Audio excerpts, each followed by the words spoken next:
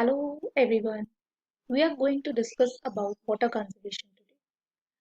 What is the meaning of conservation? Conservation means to save. So if we talk about water conservation, it means to conserve water. And in this session, we are going to study about what is water conservation, why water conservation is important, and how we can conserve our water. So let's move to our next slide, which will tell us about the meaning of water conservation and its importance in our life. If we look at the meaning of water conservation, like in layman language, I told you water conservation means to save water. But if we look beyond that, it means using less water or recycling used water so that it can be used again.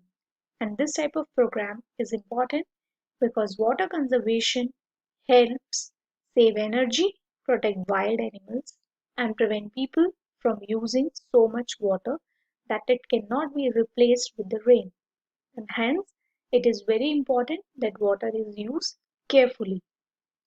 And why it is important, as we all know, the presence of water on earth is only the reason for life is possible here, and the three-fourth part of earth is covered with water, but only 3% of water can be used for any kind of human consumption or the animal consumption or any kind of consumption or the use. So we should try to conserve the water. And as a teacher and a parent, we must aware our children about the need of water conservation. Let's look at the ways of water conservation. There are many different kinds of ways by using which we can conserve or we can save our water. If we look at it, our home, first of all, we use water in various kind of activities.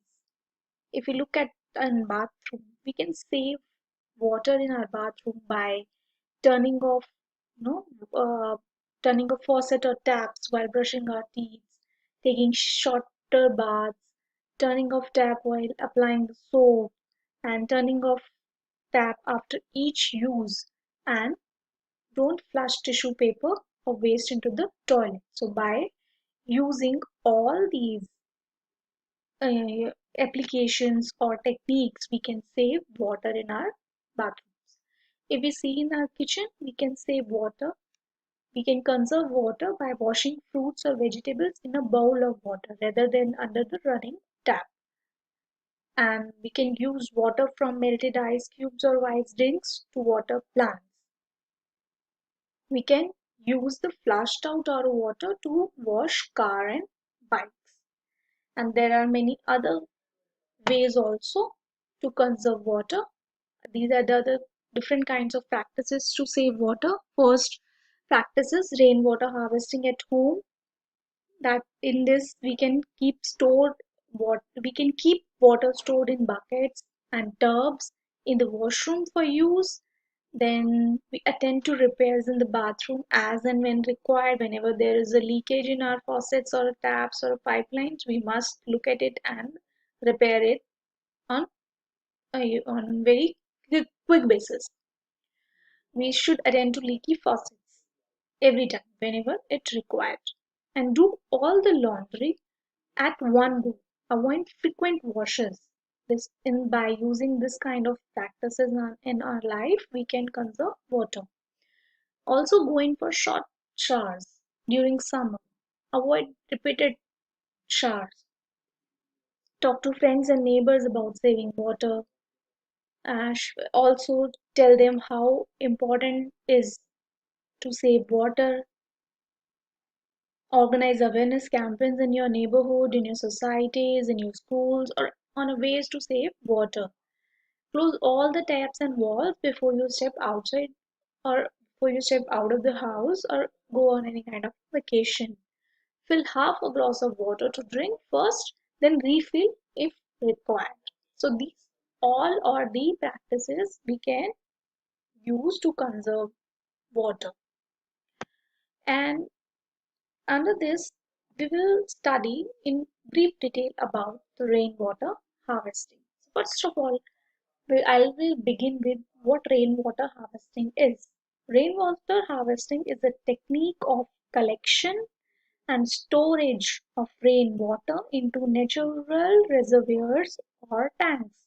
Natural reservoirs means the pits, the ground pits, or the tanks, or the infiltration of surface water into subsurface aquifers before it is lost as surface runoff. And one method of rainwater harvesting is rooftop harvesting. So there are two major types of rainwater harvesting. First includes, as I told you, rooftop harvesting and the land based. Land based includes the natural reservoirs, that is the ground pits or the land pits where we can conserve or we can catch the rainwater. So this rain harvested water can be used for watering livestock, laundry, flushing toilets, etc.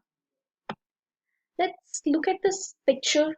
This is showing how a rooftop rainwater harvesting can be done. In this, conservation of water resource through rainwater harvesting is been shown.